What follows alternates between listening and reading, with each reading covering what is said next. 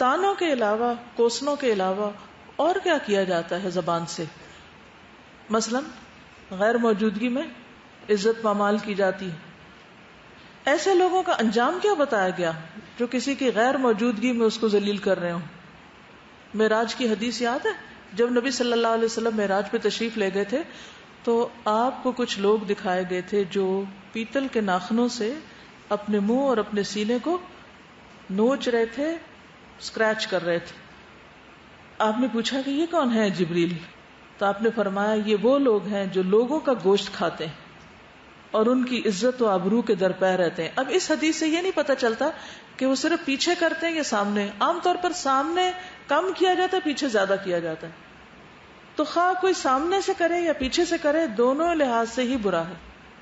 کسی کی آبرو، کسی کو اس کے رنگ، نسل، زبان، قوم، قبیلے، خاندان یا بے اولاد ہونے یا کسی اور وجہ سے اس کو ذلیل کرنا یا اس کی عزت نوچنا یا اس کو بے عزت کرنا یا اس کو حقیر کرنا، بلیٹل کرنا، یہ ساری چیزیں اس میں آ جاتی ہیں. پھر یہ دوسروں کا گوشت کھانا ہے.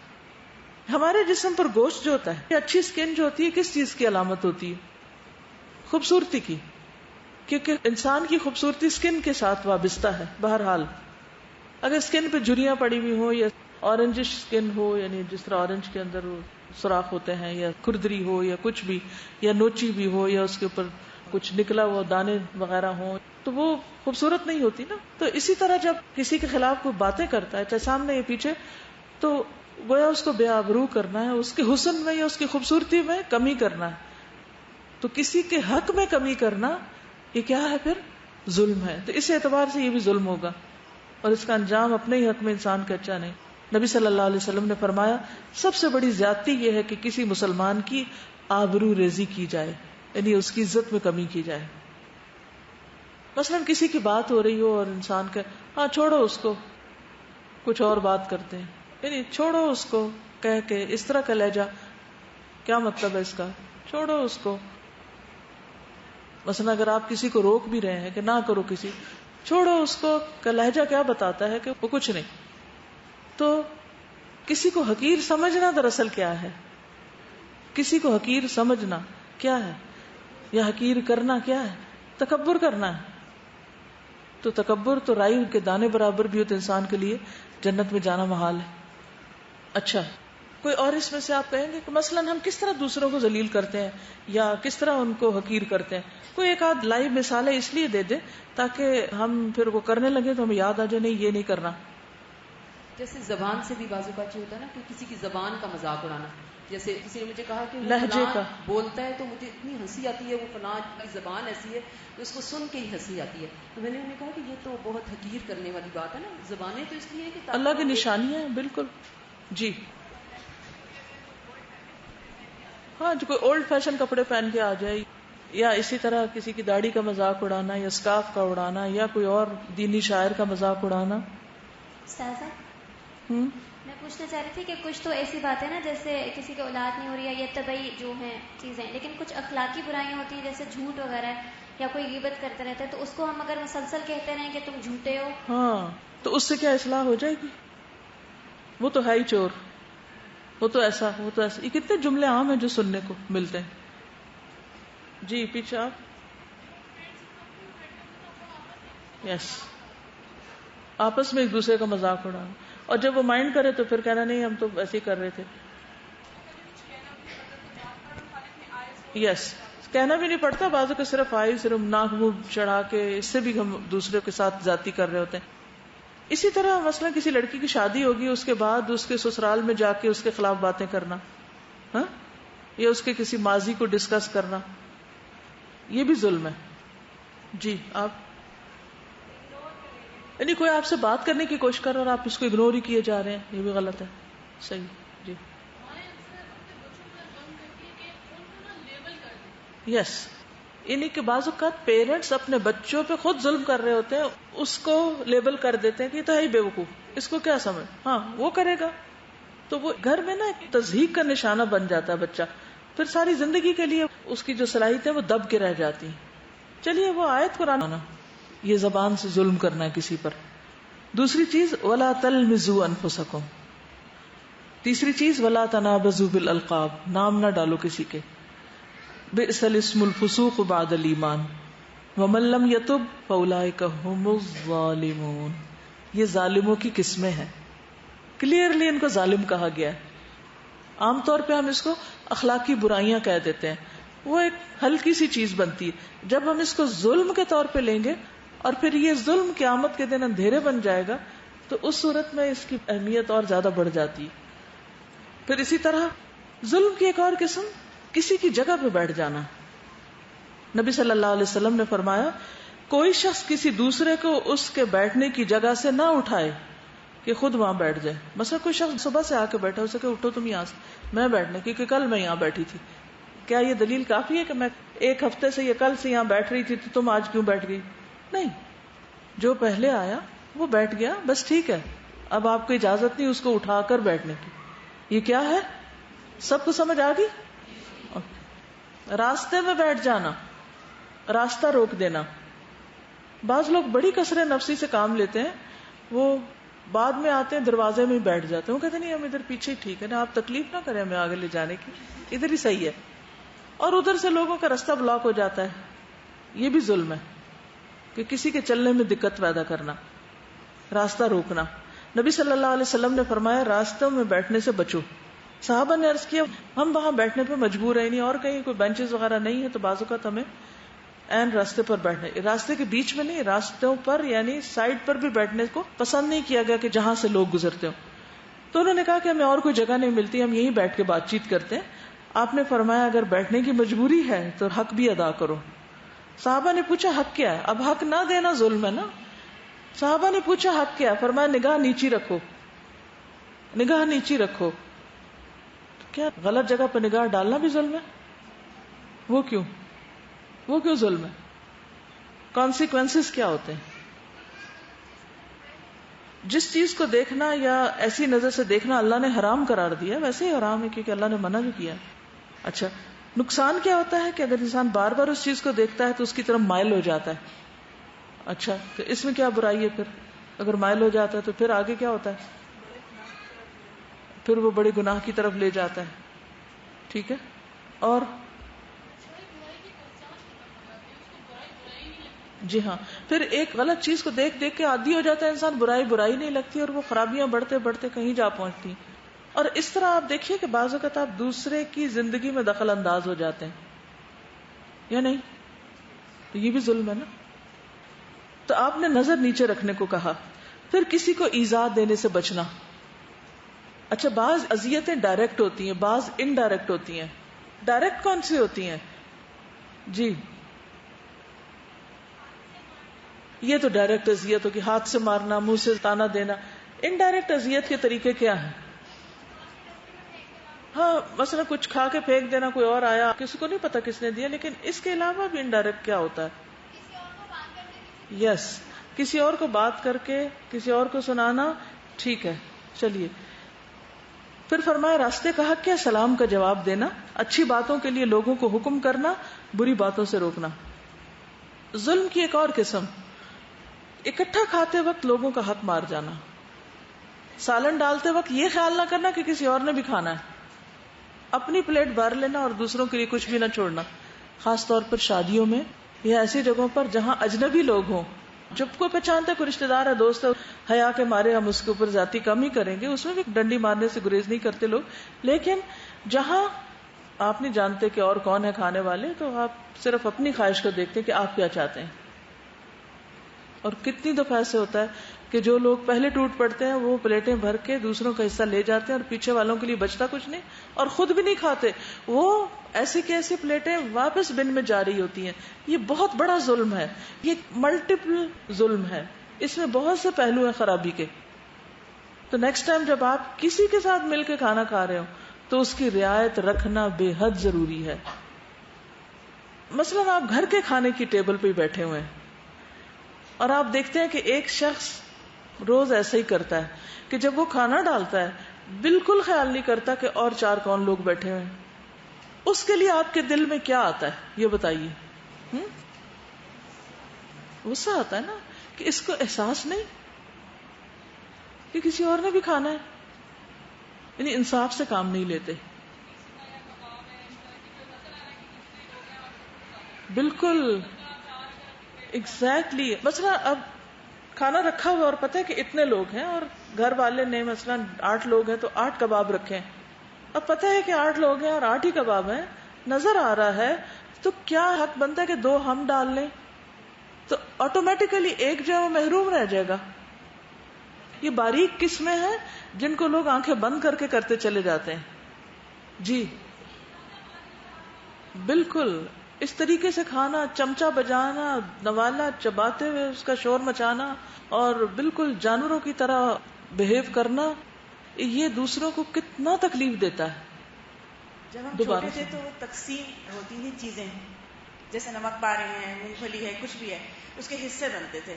تو ظاہر بات ہے سب بچے الگ الگ ہوتے ہیں, تو ہمارا چھوٹا بھائی جو ہے وہ ذرا تھوڑا سا اس میں ایک ہائپر بھی تھا, اور ذرا اس کو ہوتا تھا ہرس تھوڑی سی ہوتی ہے جیسے جس بچوں میں, تو اس میں تھی. تو امی یہ بھی کرتی تھی اس چیز کو ختم کرنے کے لیے یا ٹریننگ کے لیے کہ ان سے حصے بنواتی تھی, اور جو حصے بنائے گا وہ سب سے آخر ملے گا.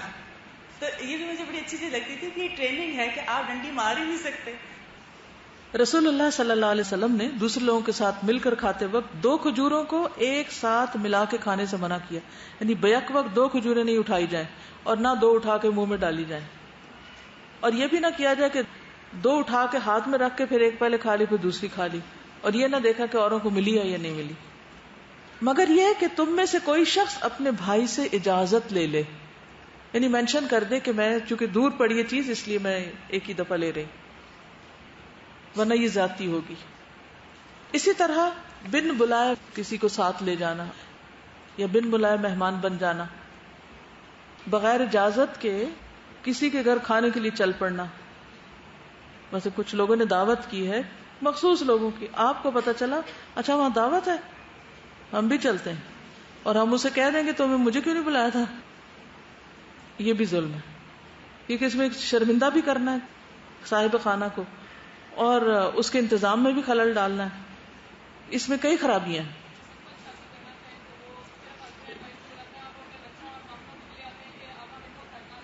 جی بعضوں کا صرف کپلز کو بلایا جاتا ہے, وہ ساری فیملی کو لے جاتے ہیں, بچوں کو, سرونٹس کو, آس پاس کو اگر گھر مہمان ہے اس کو بھی, سب کو, اور دوسروں کے لیے ایک بلا بن جاتے ہیں. ابو مسعود کہتے ہیں کہ انصار میں سے ایک صحابی جنہیں ابو شعیب کہا جاتا تھا, ان کا ایک غلام قصائی تھا, بچر. ابو شعیب نے اس سے کہا میرے لیے 5 آدمیوں کا کھانا تیار کرو, میں نبی صلی اللہ علیہ وسلم کو 4 ساتھیوں کے ساتھ دعوت دوں گا, یعنی ٹوٹل 5 کو بلاؤں گا, تو 5 کا کھانا بنا دو. انہوں نے آپ کے چہرے مبارک پر بھوک کے آثار دیکھے, چنانچہ انہوں نے آپ صلی اللہ علیہ وسلم کو بلایا. ایک اور شخص آپ کے ساتھ بن بلائے چلا گیا. نبی صلی اللہ علیہ وسلم نے گھر والے سے فرمایا یہ آدمی ہمارے ساتھ آ گیا ہے, اگر تمہاری طرف سے اجازت ہے تو رہے, ورنہ نہیں.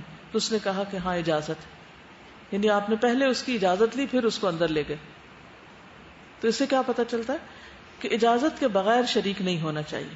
مثلاً بعض اوقات ایسا ہوتا ہے کہ عین آپ نکل رہے ہوتے ہیں تو اتنے میں کوئی شخص آ جاتا ہے اور بڑی دور سے آتا ہے. اب آپ کا جانا بھی ضروری ہے, اس کو اکیلے بھی نہیں چھوڑ سکتے, اس کو لے جانے کا مسئلہ ہوتا ہے. آپ کیا کر سکتے ہیں, فون کر کے صاحب خانہ سے پوچھ سکتے ہیں کہ یہ ہے مشکل, اگر آپ اجازت دیں تو میں ساتھ لے آؤں, اگر وہ اجازت دے تو لے جائیں ورنہ نہیں.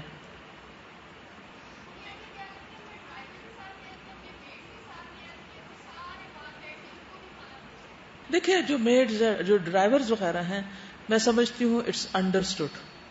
جب آپ گھر والے بلا رہے ہیں نا تو کسی نے پیدل تو آنا نہیں, اور پہلے سے ہی پوچھ لیں. اگر آپ سمجھتے ہیں یہ انتہائی ظلم ہے, میں سمجھتی ہوں کہ خواتین اندر بیٹھ کے کھانے کھائیں اور ڈرائیورز باہر بھوکے بیٹھے رہیں یا پیاسے رہیں, یا گھر سے کھانا لے کے چلیں ان کے لیے, یا ان کو پیسے دے دیں کہ وہ مارکیٹ سے جا کے کھا لیں, یا پھر گھر والے ہی احساس کریں اور پہلے سے کہیں کہ جی آپ فکر نہیں کریں, آپ کا بھی کھانا اور آپ کے ڈرائیورز کا بھی ارینجمنٹ ہے. کچھ لوگوں کو میں نے دیکھا وہ ڈرائیورز کے لیے باقاعدہ ارینج کرتے ہیں, یا اگر سرونٹس ہیں ساتھ یا کوئی بھی ہے ان کو پتا ہوتا ہے. مثلاً اگر کسی بزرگ کو بلایا ہے, وہ اکیلے چل نہیں سکتا, وہ لازمی کوئی ساتھ آئے گا. اب یہ تو نہیں ہو سکتا کہ آپ بزرگ کو تو کھانا دیں اور جو ساتھ آئے اس کو بھوکا بٹھائیں. تو آپ جس کو بلا رہے ہیں آپ کو پہلے سے ہی پتا ہونا چاہیے کہ اس کے ساتھ اور کون ہوتا ہے؟ اب مثلا حضور صلی اللہ علیہ وسلم کو جب کوئی بلاتا تھا اور حضرت عائشہ کی باری ہوتی تھی تو آپ ان کے لیے پہلے سے بات کر لیتے تھے. تو کچھ چیزیں انڈرسٹوڈ ہوتی ہیں اور ان کا پہلے سے ہی احساس کرنا چاہیے. اچھا، اسی طرح نصیحت قبول نہ کرنا یہ بھی ظلم ہے. کسی کو کوئی بات سمجھائی جائے اور وہ اس کو مائنڈ کر جائے، دل میں رکھ بیٹھے، ناراض ہو جائے، اپنا تعلق ختم کر دے کہ مجھے کیوں کہا گیا. یہ ایسا ہوتا ہے کبھی؟ سورۃ الکہف میں آتا ہے وَمَنْ أَظْلَمُ مِمَّنْ ذُكِّرَ بِآيَاتِ رَبِّهِ فَأَعْرَضَ عَنْهَا وَنَسِيَ مَا قَدَّمَتْ يَدَاهُ. اس شخص سے بڑھ کر ظالم کون ہوگا جسے اللہ کی آیات سے نصیحت کی جائے، یعنی اللہ کی آیت سنا کر، اور وہ اس سے منہ پھیر لے اور وہ اپنے سب کام بھول جائے جو اس نے آگے بھیجے. یعنی جو کچھ اس نے کیا ہے یا جو اس کا طور طریقہ ہے اس کو بھول جائے، یعنی جو وہ غلطی کر رہا ہے یا اس نے کی ہے. اور اگر کوئی اس کو کہے کہ یہ تم نے غلطی کی ہے، ایسا نہ کرو، تو مائنڈ کر لے. تو یہ بھی ظلم کی ایک قسم ہے. اسی طرح کچھ ظلم مال کے معاملے میں ہوتے ہیں. ٹھیک ہے، مال کے معاملے میں ظلم کیا ہے؟ کسی کی چوری کرنا، کسی کی زمین پہ ناحق قبضہ کر لینا. اس کے بارے میں حدیث میں آتا ہے، نبی صلی اللہ علیہ وسلم نے فرمایا جو آدمی ظلماً کسی کی زمین دبائے گا وہ اللہ سے اس حال میں ملے گا کہ اللہ اس پر ناراض ہوگا. میں سمجھتی ہوں اس حدیث کو لکھ کے کہیں پوسٹر چھپوا کے شہر میں لگا دینے چاہیے، کیونکہ ناجائز قبضہ گروپ اتنا زیادہ ہے کہ ہر دوسرا شخص جو ہے وہ اس مسئلے میں پڑا ہوا ہے. اور اکثر یہ باتیں سننے میں آتی کہ ایک زمین کئی دفعہ بکی ہوئی ہوتی ہے، یا بعض اوقات ناجائز اس پہ قبضہ کر لیتے، پھر مالک آتے ہیں تو وہ کہتے ہیں تم کون ہو، جاؤ یہاں سے. آپ کو معلوم ہے کہ جب یہاں یہ کنسٹرکشن ہونی تھی تو یہ جگہ ایک گاؤں تھی شاید، اور اس کا باقاعدہ قبضہ لینے کے لیے پراپر پلاننگ کی گئی تھی کیونکہ وہ بنانے نہیں دے رہے تھے. بہت جگہوں پر ایسے ہی ہوتا ہے، خالی زمین ہوتی ہے، بے آباد ہوتی ہے، کسی کے نام تو ہوتی ہے نا، آخر کسی نہ کسی کی ہوتی ہے، تو لوگ اس پہ بیٹھ جاتے ہیں، پھر وہ اٹھنے کا نام نہیں لیتے. تو اب آپ دیکھیے کوئی بھی جو کسی کی ناجائز زمین پر بیٹھا ہوا ہے، یا اس نے گھر بنایا ہوا ہے، یا اس علاقے کو آکیوپائی کیا ہوا ہے، قیامت کے دن وہ اللہ سے جب ملاقات کرے گا اللہ اس پہ ناراض ہوگا. آپ اپنے گھروں کو جا کے دیکھیے، اپنے اور چیزوں کو، آپ کا گھر کس کی زمین پہ بنا ہوا ہے؟ کیونکہ بہت سی آبادیاں ایسی ہیں ہمارے اس شہر میں بھی کہ جو ناجائز قبضے گروپ نے بنائے. گھر تو کیا، مسجدیں بنائی ہوئی لوگوں نے. حیرت یہ ہوتی ہے مسجدیں کیا جواز ہے. جی ہاں، سڑکیں بلاک کی ہوتی ہیں. اسی طرح گھروں کے باہر کا جو ایریا ہوتا ہے جو اس کو گھر میں شامل کر لیتے ہیں، اس کو پکا کروا لیتے ہیں، چپس ڈلوا لیتے ہیں اور اس کے اوپر کور ڈلوا لیتے ہیں، یعنی اس طرح یوز کرتے ہیں جیسے ان کی ذاتی پراپرٹی ہو. اسی طرح ایک اور یہ ہوتا ہے کہ یہ جو ہے نا کہ زمین پر قبضہ کر لیا، پھر اس کو خالی کروانے کے لیے پیسے لیتے ہیں. جی، یعنی اس کے بغیر یس. تو جو تو اس چیز کو برداشت کر سکتا ہے کہ اس سے جب ملے تو اللہ تعالیٰ اس پہ ناراض ہو، تو وہ جما کے بیٹھے پھر اس پر. کب تک بیٹھے گا؟ ورنہ اس کو چھوڑ دے. اس پر ایک حدیث ہے، ابو موسیٰ سے روایت ہے، نبی صلی اللہ علیہ وسلم کے سامنے دو آدمی ایک زمین کا مقدمہ لے کے آئے، جن میں سے ایک کا تعلق حضر موت سے تھا، ایک علاقہ ہے. نبی صلی اللہ علیہ وسلم نے دوسرے کو قسم اٹھانے کا کہہ دیا. ایک نے آ کے شکایت کی اور جو دوسرا تھا آپ نے کہا اچھا تم قسم کھاؤ کہ تمہاری. یہ سن کے دوسرا فریق چیخ پڑا، وہ کہنے لگا کہ اس طرح تو یہ میری زمین لے جائے گا، انہیں اس نے ناجائز قبضہ کیا ہوا اور یہ اب قسم کھا کے میری ملکیت لے لے گا. آپ نے فرمایا اگر یہ قسم کھا کے ظلمن اسے اپنی ملکیت میں لیتا ہے تو یہ ان لوگوں میں سے ہوگا جنہیں قیامت کے دن اللہ تعالیٰ نہ دیکھے گا نہ اس کا تزکیہ کرے گا اور اس کے لیے دردناک عذاب ہوگا. اللہ اس کو دیکھے گا بھی نہیں ناراضگی کی وجہ سے، اسے پاک نہیں کرے گا اور دردناک عذاب دے گا اگر کوئی جھوٹی قسم کھا کے کسی کی زمین پہ قبضہ کرے. یہ سن کر دوسرے شخص نے تقوی اختیار کیا اور زمین واپس کر دی. اس نے کہا توبہ، میں نہیں لیتا، یہ مسئلہ حل ہو گیا. ایک اور جگہ پر آتا ہے آپ صلی اللہ علیہ وسلم نے فرمایا اگر اس نے دوسرے کا مال ظلمن لینے کی خاطر قسم کھائی تو وہ اللہ سے اس حال میں ملے گا کہ اللہ اسے اعراض کرے گا، اسے دیکھے گا بھی نہیں. ایک اور حدیث میں آتا ہے کہ اگر کسی نے ایک بالشت بھی، صرف ایک بالشت کسی کی زمین پہ ناجائز قبضہ کیا، قیامت کے دن 7 زمینوں کا طوق اس کی گردن میں ڈالا جائے گا. کہیں سے بھی کوئی جواز ملتا ہی نہیں. تو آپ سب اپنے گھر والوں سے ضرور پوچھیں کہ یہ زمین آپ کو ورثے میں ملی تھی یا کس نے دی تھی، یا ہم کہاں کیسے آئے یہاں، یہ گھر کیسے بنا. پوچھیے اپنے گھر والوں سے، اور نہیں تو یہ احادیث سنائیے ان کو. جی بعض اوقات بنیادیں ایک ایک اینٹ کی بھی دوسرے کی طرف لے جاتے ہیں. وہ اس نے ابھی مکان نہیں بنایا اپنا، جیسے ہماری یہ باؤنڈری وال ہے، تو اگر ایک انسان یہ کہے کہ نہیں چلو آدھی میں اس کی زمین پہ بناؤں آدھی اپنی پہ، تو اس کی تو اجازت نہیں نا. بعض بھائی بہنوں کو حصہ نہیں دیتے، ان کی زمینوں پہ ناجائز قبضہ کر لیتے ہیں. بعض اوقات کرایہ کے گھر میں جاتے ہیں اور اس کو چھوڑتے نہیں، مقدمے لڑ کے لوگ اپنے گھر خالی کراتے ہیں. جی ہاں، یتیموں کا مال کھانے والے جو ہیں وہ کیا کھاتے ہیں؟ اپنے پیٹ میں آگ بھر رہے ہیں. میرے خیال ہے ہمارا ایمان نہیں ہے، یہ احادیث یا آیات ہم کو سچی نہیں لگتی، اسی لیے تو یہ سب کچھ ہو رہا ہے اور اتنی کثرت سے ہو رہا ہے، اور احساس بھی نہیں ہے. جائیداد کی تقسیم کے ڈر سے لڑکیوں کی شادی نہ کرنا. بعض لوگ شادی نہیں کرتے بچیوں کی کہ پھر یہ اتنی پراپرٹی لے کے چلی جائے گی، خصوصاً اگر وہ یتیم ہو جائیں. اسی طرح بعض بار صرف پیپر پہ زمین شو کرتے ہیں اور پھر بعد میں 4 دن بعد پیسے دے کے دفتر کلوز کر کے چلا جاتا ہے. یہ بھی کتنے کیس. جی ہاں، بعض لوگ پراپرٹی کا کام کرتے ہیں اور وہ پیسے ویسے لے کے دفتر ختم کیا، ہم ملک سے فرار ہو گئے. جی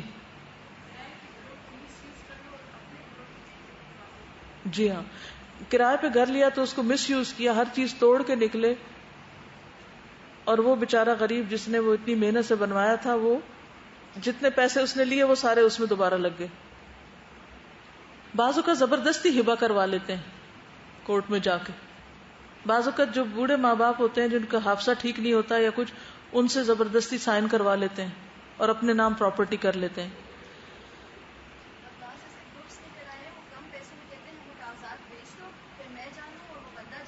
ہو کیسی کیسی قسمیں ظلم کی نکل آئی.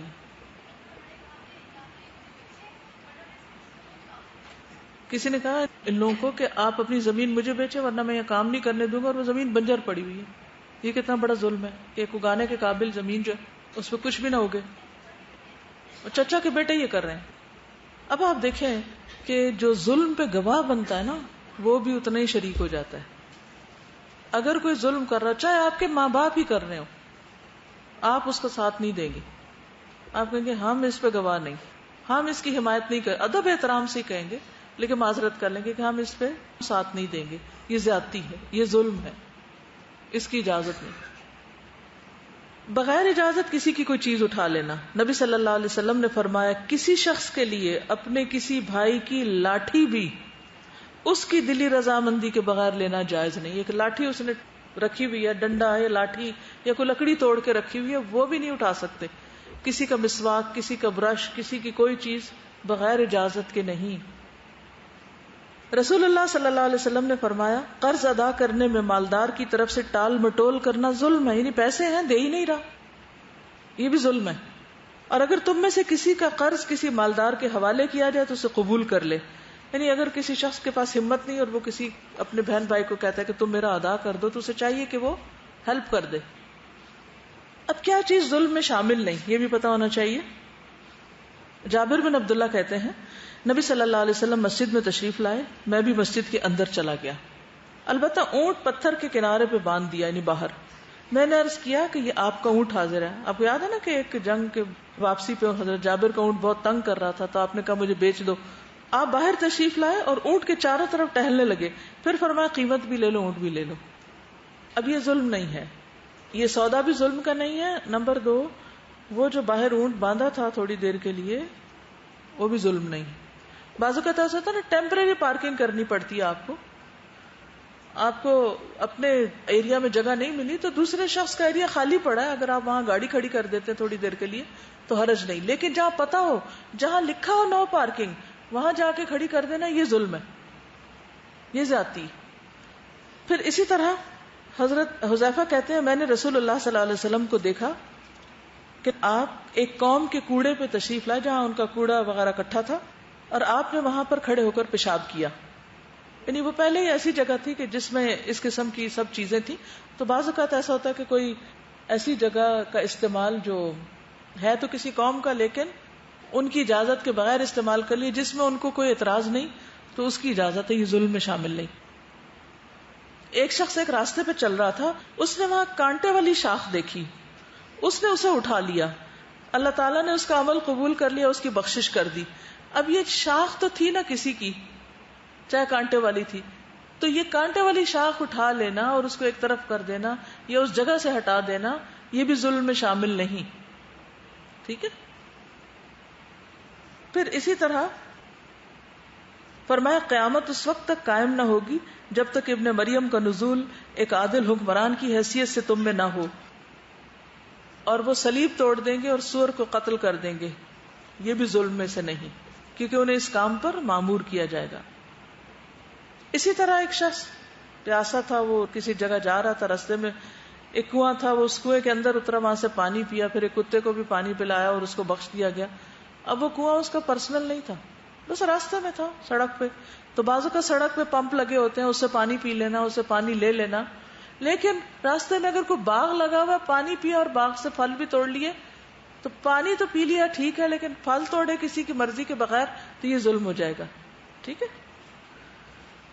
اب اگر کسی سے ظلم ہو چکا ہو تو کیا کرے؟ علاج کیا ہے؟ ہم سب کسی نہ کسی درجے میں ظلم تو کرتے ہیں، کبھی جانے کبھی انجانے. کفارہ کیا ہے؟ ہاں سوچئے. جی توبہ ہے، معافی ہے، اس شخص سے معافی مانگی جائے، اس کی وہ چیز لوٹائی جائے. اگر کسی غلام پر کوئی زیادتی کر رہا تو اس کو آزاد کر دے.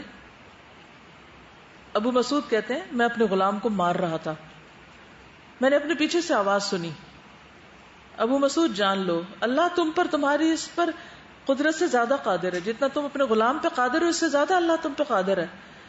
میں متوجہ ہوا تو آپ صلی اللہ علیہ وسلم تھے. میں نے عرض کیا اللہ کے رسول صلی اللہ علیہ وسلم یہ شخص اللہ کی رضا کے لیے آزاد ہے جس پہ میں نے ظلم کیا. فرمایا اگر تم اسے آزاد نہ کرتے تو جہنم کی آگ تمہیں جلا دیتی یا تمہیں چھو لیتی. آپ نے حکم صاف اس کو بتا دیا. جی ہاں، مظلوم پہ احسان کیا جائے.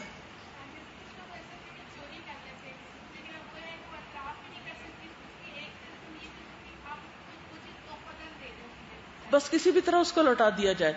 اس میں آپ دیکھیے کہ مثلاً آپ نے اپنے بچے کو ہی ڈانٹ دیا اور آپ کو بعد میں احساس ہوا کہ ناروا ڈانٹا ہے. ہوتا نا ایسے یا نہیں؟ ناروا ڈانٹتے ہیں نا کبھی کہ نہیں؟ اچھا کیا کرنا چاہیے پھر؟ کفارہ کیا ہے؟ اب یہ نہیں کہ میرا بچہ جو مرضی میں کروں، نہیں، یہ بھی غلط ہے. کیا کفارہ ہے؟ جی اس کے ساتھ احسان کریں، بعد میں اس کے ساتھ احسان کریں، اس کے ساتھ اچھا سلوک. ایک تو یہ کہ اگر آپ ہر چیز کو لمٹ کر لیں نا، یہ ڈسپلن کا ٹائم ہے، یہ اس چیز کا، یہ اس چیز کا. اب جو ڈسپلن کا ٹائم ہے وہ اس میں ڈسپلن ہے، اور یہ نہیں کہ سارا دن ہی گھر میں پولیس بن کے رہیں آپ. اس کے بعد ریلیکس بھی ہونے دیں، بچوں کو کھیلنے بھی دیں، ان سے ہنسی مذاق بھی کریں، لیکن ان کے پڑھنے کا جو وقت ہے اس میں آپ ان کے ساتھ لاڈ نہیں کریں، یہ ظلم ہے. کام کے وقت کام، آرام کے وقت آرام، اور کھیل کے وقت کھیل. لیکن عموماً کیا ہوتا ہے جب بچے کھیلنے لگتے ہیں تو قابو نہیں آتے، پکڑائی نہیں دیتے، وہ باز نہیں آتے اس سے. اب ان کو کھیل سے روکے تو آپ کے ہائے ظلم نہیں، ظلم نہیں، یہاں تک ہے باؤنڈری لائن، حد سے تجاوز نہیں، آگے نہیں جانا، بس ختم. سو رہے ہیں ختم، اس سے آگے نہیں سو سکتے. کھا رہے ہیں بس، کیونکہ بعض اوقات ایسا ہوتا ہے نا کہ بچے ان کو کوئی چیز پسند آتی ہے نا، وہ کیا کرتے ہیں صرف وہی کھانے لگ جاتے ہیں، کھانا نہیں کھاتے، کھانا چھوڑ بیٹھتے ہیں. تو اب آپ کیا کریں کہ نہیں بچہ ہے، بچوں سے پیار کرنا چاہیے، جو وہ کھاتے ہیں کھانے دیں. کھانے دیں گے نہیں، ان کو کیا خبر کہ وہ کیا کر رہے ہیں، تو اس کو بس یہاں تک. تو یہ جو ظلم کی تعریف تھی، یہ میں نے اس لیے آپ کو بار بار کہہ رہی ہوں کہ اس کو یاد کر لیں کہ کسی کے ساتھ بھی معاملہ کرتے وقت اگر آپ حد کراس کریں گے نا تو وہ ظلم میں آ جائے گا. آپ زیادتی کر رہے ہوں گے اس پر یا اس کے کسی اور متعلق پر. ٹھیک ہے. پھر یہ کہ دنیا میں ہی معافی مانگ لیں، جس سے زیادتی ہوئی ہو اس سے سوری کر لیں. رسول اللہ صلی اللہ علیہ وسلم نے فرمایا جس نے اپنے کسی بھائی پر ظلم کیا ہو تو اسے چاہیے کہ اس سے دنیا میں معاف کرا لے، اس لیے کہ آخرت میں روپے پیسے نہیں ہوں گے. اس سے پہلے معاف کرا لے کہ اس کے بھائی کے لیے اس کی نیکیوں میں سے حق دلایا جائے گا، ورنہ اپنی نیکیاں اس کو دینی پڑیں گی. اور اگر اس کے پاس نیکیاں نہ ہوں گی تو مظلوم بھائی کی برائیاں اس پہ ڈال دی جائیں گی، اس کی سزا بھگتنی پڑے گی. تو یہ تھوڑی سی ایگو اپنی کنٹرول کرنا بہتر ہے یا کہ قیامت کے دن اس کے حصے کی سزا خود بھگتے انسان. ٹھیک ہے نا. کسی کا نقصان کر دیا جائے تو پھر کیا ہو، کسی کا کوئی برتن توڑ دیا آپ نے، کسی کا شیشہ توڑ دیا، کسی کی کوئی چیز خراب کر دی اور چپکے سے جا کے رکھ دی واپس اور معصوم بن گئے کہ مجھے کیا پتا کس نے خراب کی، حالانکہ آپ کو پتا کہ آپ نے کی. ایک تو جھوٹ ہو جائے گا اور دوسرے اس کو آپ نے نقصان دیا. کیا کرنا چاہیے ایسے میں؟ نقصان پورا کر دیں. دلیل کو یاد ہے مثلا؟ ہاں شابش. حضرت انس کہتے ہیں کہ نبی صلی اللہ علیہ وسلم اپنی بیویوں میں سے کسی ایک کے ہاں تشریف فرما تھے. امہات المومنین میں سے ایک نے وہیں آپ کے لیے خادم کے ہاتھ پیالے میں کچھ کھانے کی چیز بھیجی.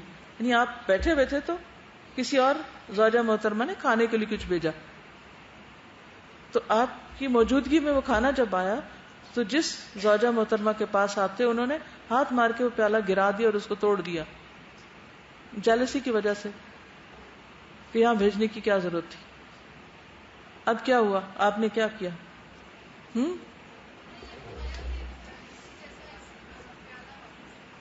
جو کھانے کی چیز تھی اس کو رکھ کے صحابہ سے کہا کہ کھاؤ. آپ نے پیالہ لانے والے خادم کو روک لیا اور پیالہ نہیں بھیجا، بلکہ جب سب کھانے سے فارغ ہو گئے تو اچھا پیالہ بھجوا دیا، جو ٹوٹ گیا تھا وہ نہیں بھیجا. یعنی وہ رکھ لیا اور اچھا بھجوا دیا. تو اس سے ایک اصول نکلتا ہے کہ اگر کسی نے آپ کے ہاں کچھ بھیجا اور اس کا برتن آپ سے ٹوٹ گیا تو ایک تو یہ کہ اس کو واپس کریں، اور اگر اس جیسا ملتا نہ ہو تو اس سے بھی اچھا لا کے، یا پھر اس کو بتائیں کہ یہ ریپلیس کیا گیا ہے. بہرحال کسی کے بارے میں آپ نے کوئی ایسا تبصرہ کر دیا اور اب وہ شخص ہے ہی نہیں، مر گیا، فوت ہو چکا ہے. کئی لوگ تو مروں کو بھی نہیں چھوڑتے، ان کے بارے میں کچھ نہ کچھ کہتے رہتے ہیں. اب احساس ہوا کہ میں نے ظلم کیا، غلط کیا ہے، کیونکہ ضمیر بتا دیتا ہے نا، ملامت کرتا ہے. کیا کرنا چاہیے؟ سچویشنز ہیں نا مختلف. جی ہاں، اس کے لیے دعا کرے. نبی صلی اللہ علیہ وسلم نے فرمایا اے اللہ، بے شک محمد صلی اللہ علیہ وسلم انسان ہے، وہ ایسے ہی غصے میں آتے ہیں جیسے انسان غصے میں آتا ہے، اور میں تجھ سے عہد کرتا ہوں اور تو وعدہ ہرگز خلاف نہیں کرتا کہ جس مومن کو میں تکلیف دوں یا اس کو برا کہوں یا اسے سزا دوں تو اس کے لیے رحمت، پاکیزگی اور اسے اس کے لیے باعث قرب بنا دے کہ وہ قیامت کے دن تیرے قریب ہو جائے. یعنی میری اس بات کو اس کے لیے اپنے قرب کا ذریعہ بنا دے. یہ سوری کے کارڈ پہ دعا بھی لکھی ہوئی ہے. ٹھیک ہے، تو یہ دعا یاد کر لیں. اس دعا کو کہیں لگا لیں اور کبھی کبھی اس کو پڑھ لیا کریں سوچ کے. اور خصوصاً جب آپ کے دل پہ کوئی بوجھ آئے کہ میں نے دوسرے کے ساتھ زیادتی کر لی ہے، تو جب آپ یہ دعا پڑھ لیں گے تو اس کا فائدہ پتہ کیا ہوگا؟ دوسرے شخص کے دل سے بھی وہ بات نکل جائے گی، اس کا دل بھی ہلکا ہو جائے گا.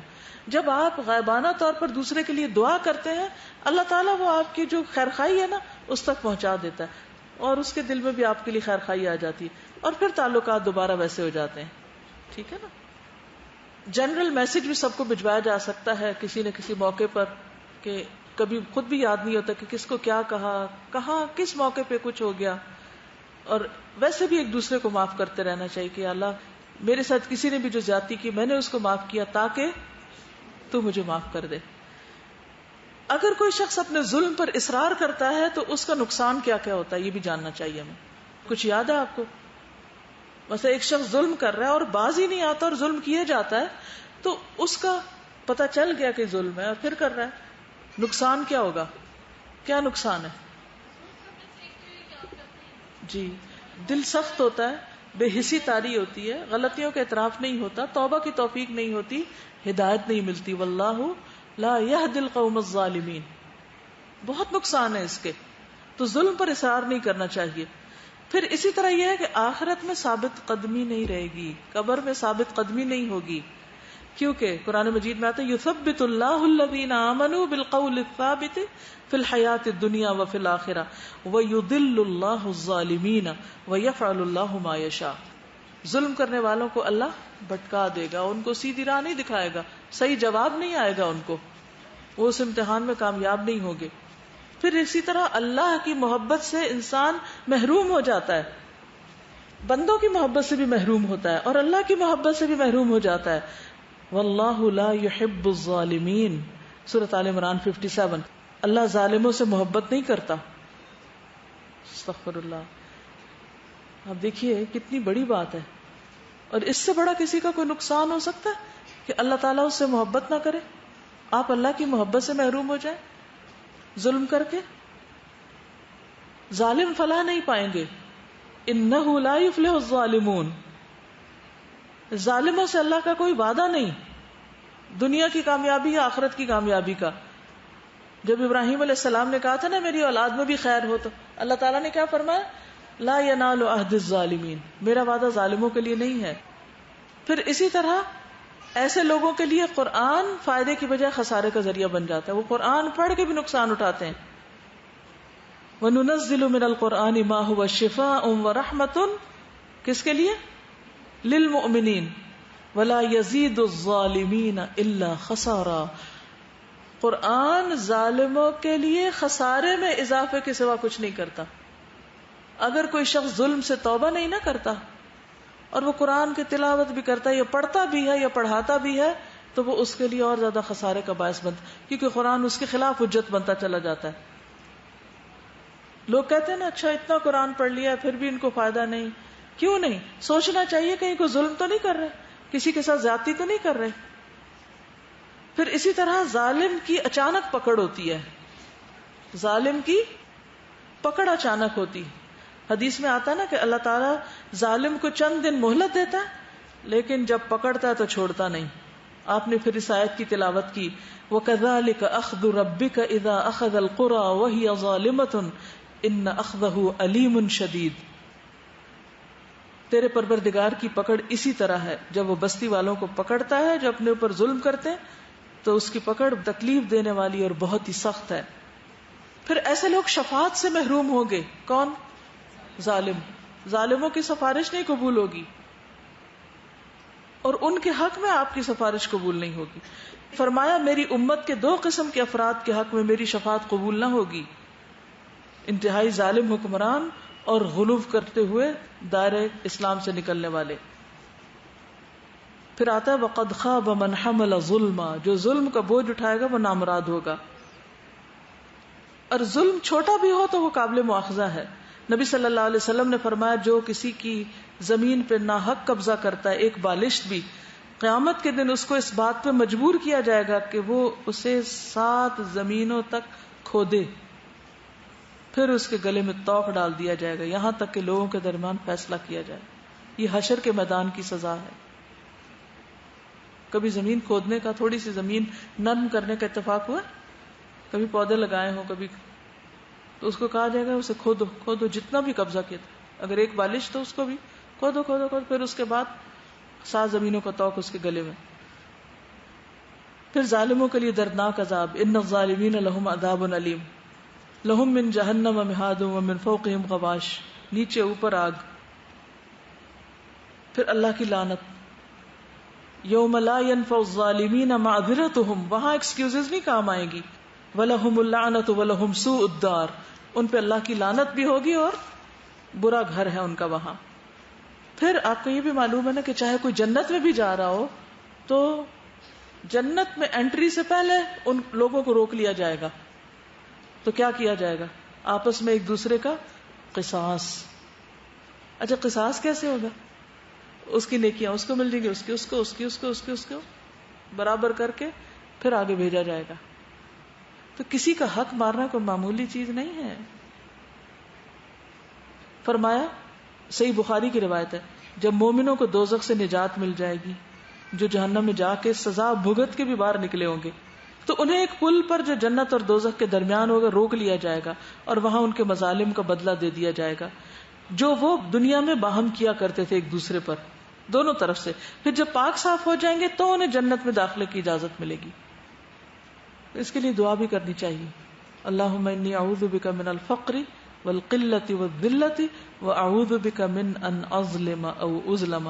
گھر سے نکلنے کی دعاؤں میں سے بھی ایک دعا ہے، اللہم انی اعوذ بک ان اذل او اضل او ازل او ازل او اظلم او اظلم. اچھا، بعض لوگ ان پر اگر کوئی ظلم کرے تو اس کو جسٹیفائی کر لیتے ہیں، ہم پہ بھی تو لوگ ظلم کرتے ہیں تو ہم نہ کریں. کیا یہ کیا جا سکتا ہے؟ نہیں. نبی صلی اللہ علیہ وسلم نے فرمایا، ترمذی کی روایت ہے، لا تکونوا امعۃ تقولون ان احسن الناس احسننا وان ظلموا ظلمنا. یہ مت کہو کہ ہم لوگوں کی طرح ہی کریں گے، اگر وہ اچھا کریں گے تو ہم بھی اچھے ہوں گے، اگر وہ ظلم کریں گے تو ہم بھی ظلم کریں گے. ہم ظلم نہیں کریں گے، اگر بدلہ لینا تو وہ اور بات ہے، لیکن ظلم نہیں. ولیکن وطنوا انفسکم، لیکن اپنے آپ کو آمادہ کرو. ان احسن الناس ان تحسنوا، کہ لوگ اچھا کریں تو تم بھی کرو. وان اساءوا فلا تظلموا، اگر وہ برا کریں تو تم ظلم نہیں کرو. ٹھیک ہے.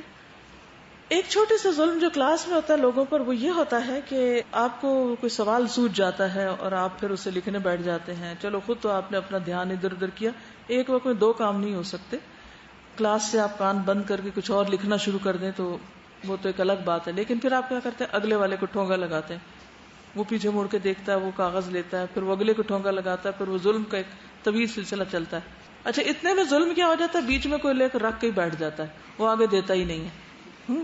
اچھا، پھر کوئی ایک یہ ہوتا ہے کہ وہ یہاں سے اٹھ کے میرے ٹیبل پہ لا رکھتا ہے، وہ ایک اور ظلم ہوتا ہے. میرا دھیان بٹتا ہے تو پڑھانے میں حرج ہوتا ہے. اس سے آگے ظلم کیا ہوتا ہے کہ اگر میں آپ سب کو اس وقت سارے لوگوں کو چھوڑ کر میں یہ پڑھنے بیٹھ جاؤں تو آپ سب کے اگر 5 سیکنڈ بھی ضائع ہوتے ہیں تو مل کے شاید گھنٹہ ہی بن جائے. وہ ایک اور ظلم ہوتا ہے. تو اس کا حل کیا ہے؟ آپ پڑھتے وقت جتنے بھی سوال آپ کے ذہن میں آئیں آپ اپنے پاس لکھتے جائیں. چھٹی کے وقت یہاں ہمیں انشاءاللہ ایک باسکٹ رکھ دیں گے، آپ سارے اس باسکٹ کے اندر رکھیں، باہر نہیں پھینکیں. پھر ایک شخص اٹھا لے گا اور ان کو سیدھا کر کے مجھے دے دے گا اور میں پھر اس میں سے جو سوال ضروری ہوں گے اس کے میں جواب دے دوں گی. ورنہ بعض اوقات ایسا ہوتا ہے اذان ہو رہی ہوتی ہے اور آپ مجھ سے بات کر رہے ہوتے ہیں، اب میں اذان نہیں سن پاتی. بعض اوقات ایسا ہوتا ہے کہ میں دعا مانگ رہی ہوتی ہے اور لوگ مجھ سے سوال کر رہے ہوتے ہیں، اب یا میں ان پہ ظلم کروں یا اپنے پہ کروں، تو دو میں سے ایک پہ کرنا پڑتا ہے. انسان دعا مانگنے سے محروم ہو جاتا ہے اس وقت میں. تو اس کا حل پھر سوچنا چاہیے. تو حل یہی نظر آتا ہے کہ آپ سوال بھی ضرور لکھیں اگر ذہن میں آ گیا کوئی، یا کوئی مشورہ دینا ہے یا کوئی کمنٹ ہے، کچھ بھی، لیکن اس کو اپنے ہاتھ سے خود آ کے باسکٹ میں ڈال دیں. ٹھیک ہے. پڑھتے وقت کلاس میں کسی کو کبھی بھی ڈسٹرب نہ کریں. یہ رول صرف میری کلاس تک کے لیے نہیں ہے، اوروں کے لیے بھی ہے. ٹھیک. جو آج کہا گیا ہے یاد کیجئے، حدیث عربی میں یاد کیجئے، ترجمہ یاد کیجئے، اور اپنے طرز عمل میں دیکھیے کہ کہیں کسی کے ساتھ تو کوئی زیادتی نہیں ہو رہی. اوکے. جزاکم اللہ خیرا. سبحانک اللہم و بحمدک، اشہد ان لا الہ الا انت، استغفرک و اتوب الیک. السلام علیکم و رحمۃ اللہ وبرکاتہ.